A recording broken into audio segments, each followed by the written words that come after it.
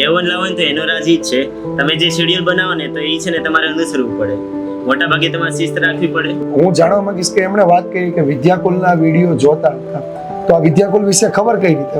વિદ્યાકુલના video જોયા તો એમાંથી કોઈ એક સર તને એમ લાગ્યું હોય કે નહીં આ સરનો અમારે ફેવરિટ સર અથવા તો આ સબ્જેક્ટ મારો ફેવરિટ બની ગયો? જે વસ્તુ વિચારે ને એ વસ્તુ કરે જ છે પહેલે. તમને શું લાગે છે કે આ ભાઈ છે, તમારો સન છે, એનો જે ગોલ છે એ ગોલ તરફ એ પૂગી જશે? હું એ પૂછવા માંગીશ કે આગળ હવે કઈ રીતે ભણવાની આપણી ગણતરી અને કયું લક્ષ્ય છે? તો આવનારા વર્ષના વિદ્યાર્થીઓ કે જે ધોરણ 10 અને 12 ની પરીક્ષાઓ આપવાના છે, તો એમના માટે શું એક સંદેશ આપવા માંગીશ? આ આટલું બધું કામ કરવાનું, આવું ગોલ રાખવાનું તમને કોની પાસેથી પ્રેરણા મળે છે? આવી વધારે કઈ નહીં કહો, પણ એટલું જ કહી કે વહેલા તે પહેલા. નમસ્કાર વિદ્યાર્થી મિત્રો, ધોરણ 12 કોમર્સનું માર્ચ 2024નું પરિણામ આવી ગયું છે અને ગુજરાતમાં આમ જોઈએ ને તો ઘણા બધા વિદ્યાર્થી મિત્રોએ ખૂબ જ સારી એવી સફળતા મેળવી છે અને એવા જ એક વિદ્યાર્થી સાથે આજે તમને રૂબરૂ કરાવવા જઈ રહ્યા છીએ કે બાળકે જે પરિસ્થિતિમાં તૈયારી કરી અને એ પરિસ્થિતિ દરમિયાન એમણે કેટલું ઊંચું રિઝલ્ટ મેળવ્યું છે. તો હું કંઈ કહું એ પહેલાં એમના જ મોઢેથી સાંભળીએ કે એમનું નામ શું છે, એમનું પરિણામ શું છે અને એમના પીઆરને એ કઈ રીતના છે. તો નમસ્કાર, મારું નામ ઝાલાસાન સુરેશભાઈ છે. મેં રત્નસાગર વિદ્યાલયમાં અભ્યાસ કર્યો છે. મારે 91% અને 99.8 પીઆર આવેલા છે. 91% રિઝલ્ટ છે વિદ્યાર્થી મિત્રો. આમ જોઈએ ને તો કોમર્સમાં A1 એટલે કે 90% પ્લસ રિઝલ્ટ લાવવું એ થોડીક અગત્યની બાબત, આમાં અઘરી બાબત પણ કહી શકાય. તો ભાઈને પૂછીએ કે એનું વર્ષ દરમિયાનનું શેડ્યુલ કઈ રીતનું હતું અને કઈ રીતે તૈયારી કરતા હતા? વર્ષ દરમિયાન અમારા શાળામાંથી જ આખું શેડ્યુલ ફિક્સ કરીને રાખ્યું હતું. અમારા શાળામાં ફૂલ ડે હતું. એ લોકો છે ને વર્ષની શરૂઆતથી જ LT રાખી હતી. LT બધી આપી, પછી છેલ્લે રાઉન્ડ ટેસ્ટ બહુ બધા લીધા. એ પ્રમાણે ચાલ્યું સ્કૂલમાંથી. પછી ઘરે આવીને મહેનત કઈ રીતે? ઘરે આવીને એવું છે ને છેલ્લે 2 મહિના હતા ને ત્યારે આખી રાત વાંચતો હતો. એ પ્રમાણે વાંચ્યો અને વિદ્યાકુળમાંથી પણ ઘણા બધા વિડીયો જોયા હતા. આખી રાત વાંચ્યું એટલે સવારે સ્કૂલે જવાનું, વિડીયો જોવાના, અહીંયા આવીને પાછું આખી રાત વાંચવાનું. હા. તો ઊંઘનો સમય કેટલો હતો? ઊંઘનો અમારે ફૂલ ડે માં હતો ને તો ઘણી વાર બપોરે રજા પાડી દેતો હતો, એટલે બપોરે હુવાનું થઈ જતું. એટલે મતલબ કેવું કે સ્કૂલમાં સવારે જે આવવાનું પેપર કે રાઉન્ડ ટેસ્ટ હોય આપી દેવાની, બપોરે 2-3 કલાકનું સુઈ જવાનું, પછી બપોર પછી આ વિદ્યાકુલના વિડીયો જોઈને પ્રેક્ટિસ કરવાની ને વાંચવાનું ને બધું ચાલુ. એટલે આમ કહેવાય કે આપણે જોઈએ ને તો આપણે ગુજરાતીમાં એક વાક્ય છે કે સખત પરિશ્રમનો કોઈ વિકલ્પ હોતો નથી. એમ એની વિકલ્પ એક જ, સફળતા મળે જ. અને આજના પરિણામમાં સાબિત કરીને બતાવ્યું છે કે સફળતા એટલે 91% સુધીના માર્ક્સ મેળવ્યા છે. તો હું જાણવા માંગીશ કે એમણે વાત કરી કે વિદ્યાકુલના વિડીયો જોતા હતા, તો આ વિદ્યાકુલ વિશે ખબર કઈ રીતે? વિદ્યાકુળમાં એમાં બધા વિદ્યાર્થીઓ જ કરતા IMP જોતા યુટ્યુબમાં. એ રીતે હું પણ IMP ગોતતો હતો, એમાં વિદ્યાકુળનું દેખાઈ ગયું. પછી એના વિડીયો થોડાક ઇન્ટરેસ્ટિંગ લાગ્યા, એમાંથી પછી ચાલુ કર્યું. હા, ઇન્ટરેસ્ટિંગ એટલે કેટલા સબ્જેક્ટના વિડીયો તમે જોયા ને એમાંથી કેવી રીતે પરીક્ષામાં ફાયદો થયો? પહેલા ખાલી એકાઉન્ટનો વિડીયો ગોતતો હતો, ત્યાર પછી બધા વિષયના એમાંથી જ ચાલુ કર્યા. બધા વિષયમાં પછી હેલ્પ મળી વિદ્યાકુળમાંથી. સરસ. એટલે દરેક વિષયના વિડીયો જોયેલા છે, એકાઉન્ટ, સ્ટેટિકો, BSP જે કાંઈ પણ વિડીયો મુકાણા એ બધા જ જોયેલા છે. સરસ. વિદ્યાકુલમાં મિત્રો એક ખાસ બાબત એ કહેવા માંગીશ કે લાઈવ લેક્ચર તમે જોઈ શકો. બીજું ભાઈએ જેમ કીધું એમ કે એક વિડીયો જોતા હતા ને બાકીના બધા મળી ગયા, એટલે શું થયું કે રેકોર્ડિંગ વિડીયો હતા એમાં પણ ખબર પડી ગઈ કે વિડીયોથી આપણે ભણી શકીએ. બરાબર છે. બીજું ભાઈએ જેમ વાત કરી કે IMP વિડીયો શોધતા હતા અને આપણે તો IMP બેચ આખી બહાર પાડીએ કે એમાં આખું શું કહેવાય કે બધા જ વિષયનું IMP મળી જાય. પછી પરીક્ષા સમયે તમે આ વિડીયોને કેવી રીતે લીધા? દાખલા તરીકે આપણે પરીક્ષા સમયે પણ ઘણા બધા વિડીયો ચાલતા હતા, તો એમાં તમે જોતા હતા કે ત્યારે સ્ટોપ હતું? કઈ રીતે? તો પરીક્ષામાં સવારે ને આખો દિવસ લાઈવ ચાલ્યા કરતું વિદ્યાકુળમાં. તો લાઈવ નું જોતો, પણ આમ જે રેકોર્ડિંગ વિડીયો હતા ને એ બધા જોઈ લેતો એમાંથી. એટલે ભાઈનું કેવું એવું છે કે સમય જ્યારે પણ મળતો ને ત્યારે રેકોર્ડિંગમાં જોઈ લેવાનું. લાઈવ કદાચ ચૂકી પણ જાય પણ રેકોર્ડિંગ જોઈ લેવાનું. બીજું હું એ પૂછવા માંગીશ કે આગળ હવે કઈ રીતે ભણવાની આપણી ગણતરી અને કયું લક્ષ્ય છે? આગળ મારે PSI નો વિચાર છે, એના માટે GPSC કરવાનું વિચારું છું. સરસ. PSI પોલીસ ઇન્સ્પેક્ટરમાં જવાનો વિચાર છે. બરોબર. ખૂબ સરસ. હવે જે આપણે આ ઓનલાઈન વિડીયો ને એવું જોઈતા હતા, તો પછી મિત્રો સાથે ડિસ્કશન કે એવું કંઈ થતું હતું, તો એમનો પ્રતિભાવ શું હતો અને કેવી ડિસ્કશન કેવી રીતની થતી? એમ અમારા જે મિત્રનું ગ્રુપ હતું ને એમાં હું એકલો નહીં, બધા છે ને વિદ્યાકુળના વિડીયો જોતા. પછી બોર્ડની પરીક્ષા દઈને અમે આવતા ને તો પેપર મેચ કરતા, બધા મોટાભાગનું વિદ્યાકુળમાંથી જ આવતું. એટલે લોકો સરખામણી કરતા કે વિદ્યાકુલમાંથી કેટલું આવ્યું ને કેટલું નથી આવ્યું.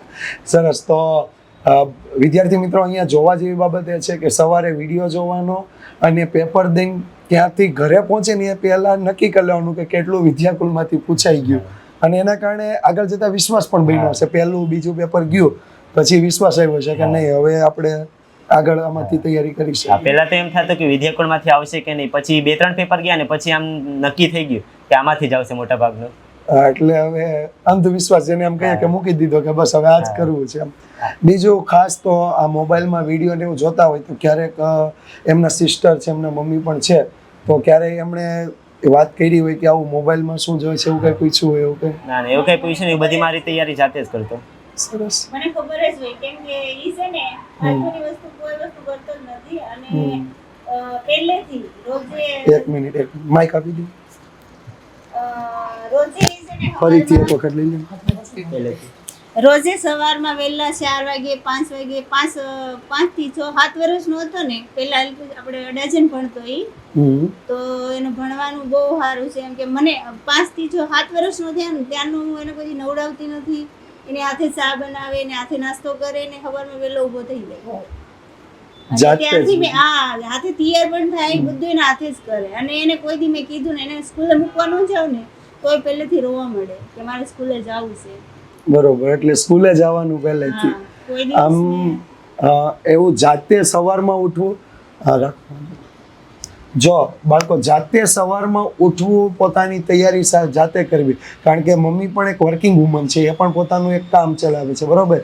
એટલે વિદ્યાર્થીને પહેલેથી ખબર હતી જે કાંઈ મારે કરવાનું છે મારી રીતે જ કરવાનું છે. એટલે પહેલેથી પ્રેક્ટિસ એવી કરી કે ભણી લેવાનું છે, મારું દિનચર્યામાં જે કાંઈ પણ આવતું નાસ્તો ચા એ પણ હું મારી જાતે કરીશ ને છતાં પણ રિઝલ્ટ લાવીશ. એમ ખાસ હું ભાઈ એ પૂછવા માંગીશ કે આ જ્યારે વિડીયો જોતા હતા તો ક્યારેય મમ્મી સાથે કે બેન સાથે કોઈ ડિસ્કશન થયું કે આવા વિડીયો હું જોઉં છું કે એવું કે? અને મોટા ભાગે કોઈ ડિસ્કશન તો નથી થયું, પણ આમ બેનને દેખાડ્યું છે કે આમાંથી જોઉં છું. હા, એટલે તો બેનને પણ પૂછવા માંગીશ, જ્યારે મોબાઈલમાંથી વિડીયો જોતો હતો અને તમને આવું બતાવ્યું કે આ વિડીયો જોઉં છું, તો તમને કેવું પહેલું તમારું રિએક્શન શું હતું? જોવાય ન જોવાય કે કેવી રીતે? જે પણ જોતો હોય કે પણ જોતો હોય સારું જ જોતો હોય, અને એના માટે જ જોતો હોય, એનું ફ્યુચર માટે જ જોતો હોય છે.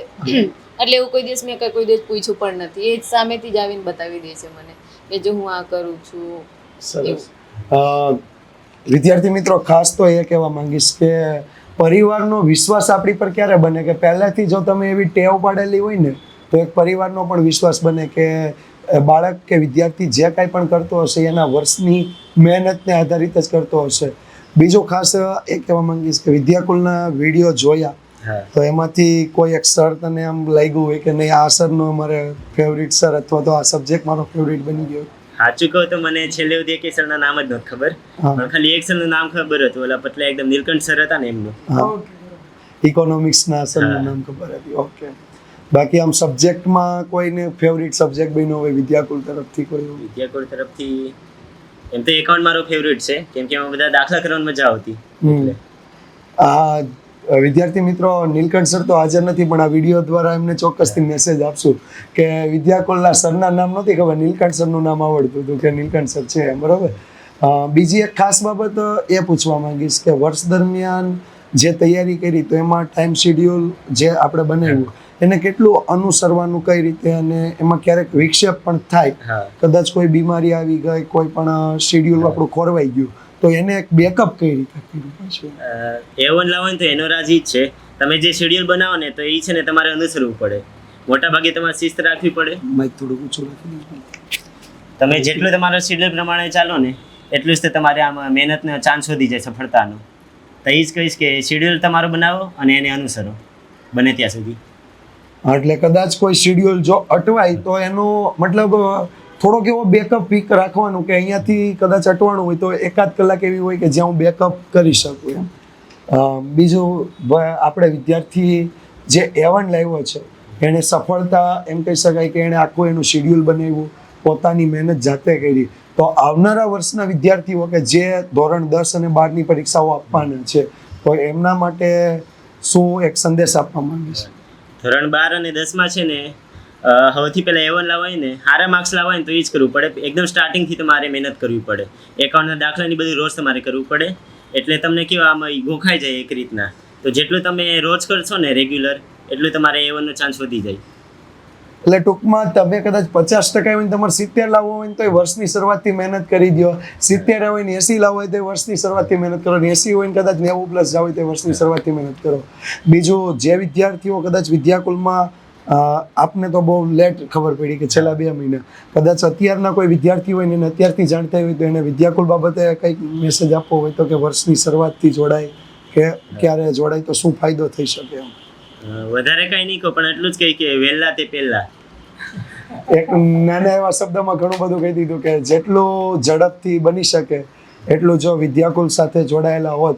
કદાચ મારે એક કાઉન્ટર ક્વેશ્ચન એવો કરવો છે કે કદાચ આ 2 મહિનાની જગ્યાએ 5-6 મહિના પહેલા ખબર પડી હોત તો રિઝલ્ટમાં હજી કાંઈ ફેરફાર થઈ શકે? લાગે જ છે પણ વહેલા ખબર પડી તો વધારે જ આવતે, થોડુંક કદાચ 2% પ્લસ થઈ જાય.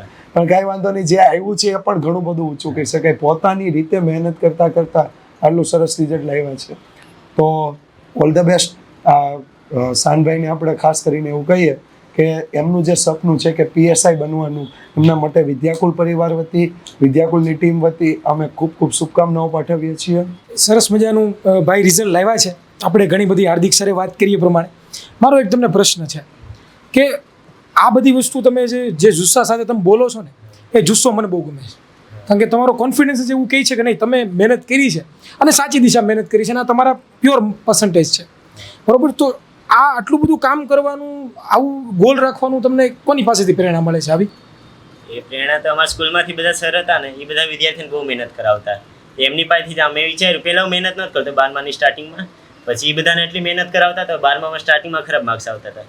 પછી મેં વિચાર્યું કે મેં પણ ચાલુ કરું મહેનત. પછી છેલ્લા 2-3 મહિનામાં છે ને મહેનત ચાલુ કરી અને એમના સર પાસેથી શીખવા પડ્યું. જો આ વસ્તુ બહુ ઇમ્પોર્ટન્ટ છે. જ્યારે પણ તમે એમ કહો છો કે ભાઈ મારા આઈડિયલ આ હોય છે, મારા આઈડિયલ હોય છે, પણ આ ભાઈએ એના શિક્ષકોને જ આઈડિયલ બનાવ્યા છે અને એની પાસેથી એનું જ માર્ગદર્શન મેળવવું છે અને એની પાસેથી માર્ગદર્શન મેળવીને 11મા ધોરણમાં એને સારા માર્ક્સ નહોતા આવતા, એમ રાઈટ? 89 ઓકે, એટલે પણ તમારે જે અચીવ ગોલ કરવો હતો એ એણે 12મા ધોરણની અંદર અચીવ કર્યો છે. આમ તો જોવા જઈએ તો અહીંયા એની એક ટ્રોફી છે, એક બતાવજો.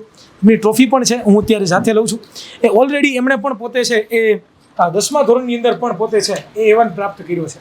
તો આમ જોવા જઈએ તો આ એક પણ મોટું અચીવમેન્ટ છે કે 10મા ધોરણની અંદર પણ પોતે A1 લાવ્યા છે અને 12મા ધોરણની અંદર પણ સાહેબ એમણે આ ટકાવી રાખ્યું છે. એટલે આમ જોવા જઈએ તો એ પોતેથી કન્સિસ્ટન્ટ છે, એમની મહેનત પણ પોતાની છે, તો ખાસ કરીને બહુ સારું કહેવાય. હવે એક સવાલ મારે એમના મમ્મીને પૂછવો છે, જો તમારી ઇજાજત હોય તો આપો, માઇક આપો એમને. તમને શું લાગે છે કે આ ભાઈ છે, તમારો સન છે, એનો જે ગોલ છે એ ગોલ તરફ એ પૂગી જશે? પૂગી જશે. શું કામ એવું કહો છો પૂગી જશે? એને છે ને જે વસ્તુ માઇક ઉપર રાખજો, માઇક થોડું. જે વસ્તુ વિચારે ને એ વસ્તુ કરે જ છે પહેલેથી. ઓકે, તમે વિચારો છો. આમ જોવા જઈએ તો એમના મમ્મી ઘર પણ ચલાવે છે, એની સાથે સાથે એમના મમ્મી એક બિઝનેસ પણ રન કરે છે. એટલે આ એક બહુ મોટી વસ્તુ કહેવાય કે એમને એના મમ્મી પાસેથી પણ ઘણી બધી પ્રેરણા મળી છે. તો તમારા ગોલ માટે પણ તમને ઓલ ધ બેસ્ટ. અને હવે હાર્દિક સરને હું કહીશ કે પણ સંબોધન કરશે થોડું ઘણું અને પછી આપણે વિદાય લઈશું. આ વાત કરતા હતા ને એટલે એક ખાસ બાબત મને ખાસ નોંધ જેવી લાગી કે સફળતા છે ને એક વખત મળી જાય ને એ તો મળી જ જાય, પણ એની ઉપર ટકી રહેવું ને એ મોટી સફળતા છે. કે 10મામાં A1 તો ઘણા બધા વિદ્યાર્થીઓને હોય, પણ 12મામાં બધાને આવી જાય એવું હોતું નથી જનરલી. પણ એના પર ટકી રહ્યા છે એટલે ખાસ. અને ઘરે પણ કેટલું પ્રેરણાદાયી વાતાવરણ અને સાથે વિશ્વાસ પૂરેપૂરો, અને વિશ્વાસને 100% ભાઈએ સાર્થક કરી બતાવ્યો છે. તો વિદ્યાકુલ તરફથી જે પણ કાંઈ સપોર્ટની ક્યારે પણ ઇન ફ્યુચર જરૂર પડે તો અમે ચોક્કસ અહીંયા જ છીએ તમારા સેન્ટર પર. તમારે તો ઘરે ગંગા એવો જ માહોલ છે, સુરતમાં જ છીએ હાજર. કોઈ પણ એની ટાઈમ તમે આવી શકો, કોલ કરી શકો છો. તો ભાઈની સફળતાને ઉજવીએ. એમણે જે પરિણામ, જે મહેનત કરી છે, જે પરિણામ મેળવ્યું છે એ પરિણામને અમે સેલિબ્રેટ કરવા માંગીએ છીએ. અને સાથે આવા ફરી નવા વિદ્યાર્થી સાથે મુલાકાત કરશું અને એમનો જે મહેનત છે, એમની જે પદ્ધતિઓ છે એમના વિશે પણ ચોક્કસથી જાણશું.